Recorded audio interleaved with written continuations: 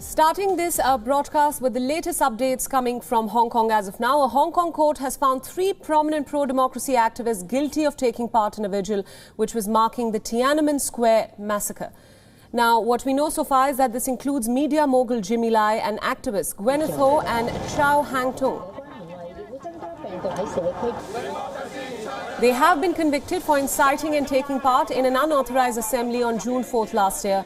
They were among thousands who defied a ban and took part in a vigil commemorating the 1989 crackdown at Beijing's Tiananmen Square. More than 24 politicians and activists have been charged over the same. The verdict for the trio comes now as they had contested their charges, arguing that they had not incited others to join the rally. However, their arguments were dismissed by the judge, saying that their participation was an act of defiance. They will be sentenced on December 13th and face a maximum of 5 years in prison for these charges. 16 other activists are already serving sentences of between 4 and 10 months for the same incident after mass pro-democracy protests erupted in 2019. China had imposed a sweeping national security law that criminalized any form of dissent and eroded the city's freedoms.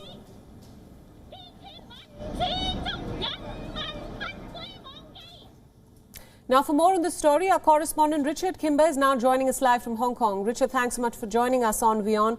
As we know, media mogul Jimmy Lai, along with some activists, has been convicted for inciting and taking part in an unauthorized assembly, as it is being called. What more can you tell us about this?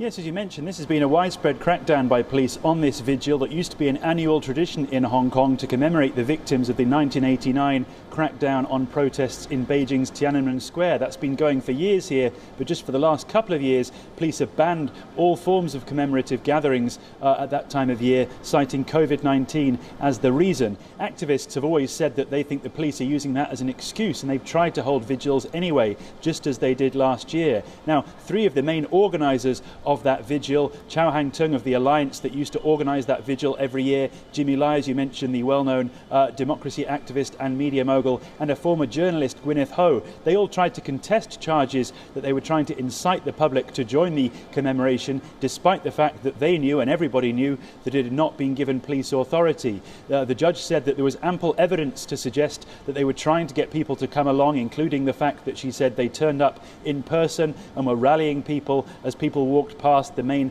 park in Hong Kong where people tend to gather, and she pointed to social media posts that Chow Hang-tung, one of the organisers, had made that she said was evidence that she'd been inciting people to gather. So she threw out their defence, and all 3, as you say, due to be sentenced in the next 10 days as we wait to find out exactly how much more of a jail sentence people like Jimmy Lai will now face. He's already, of course, in the middle of a 20-month sentence over other protest charges.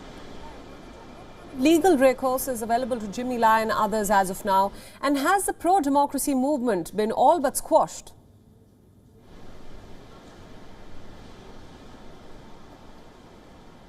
Well, certainly at this trial there was hopes that this might be an opportunity for some kind of legal recourse, because Chow Hang-tung herself, the founder and the leader of the alliance that's organised this vigil, is actually a qualified barrister and has been serving in the city for many years, and she represented herself at this trial with some degree of confidence that she might be able to argue her way out of trouble. But it doesn't seem to be the case anymore that that's really an option for people in her position. Her defence, as we said there, completely squashed by the judge in this case, and that's rather undermining any hope that in future cases like this there might be an opportunity for some kind of leniency.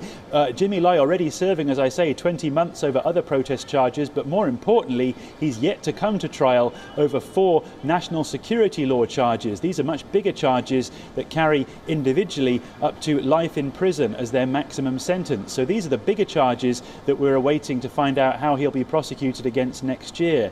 And with people like him and other leaders of democracy activist groups already in jail or having left Hong Kong in the last couple of years fearing prosecution, there really isn't much left in the way of political opposition. And this all comes just 1 week ahead of Hong Kong's legislative election on the 19th of December, which will be a landmark election really in Hong Kong, if not because of the result, but because there's almost no significant pro-democracy or opposition politicians even standing in that election. So it's going to be a big change for Hong Kong's political landscape.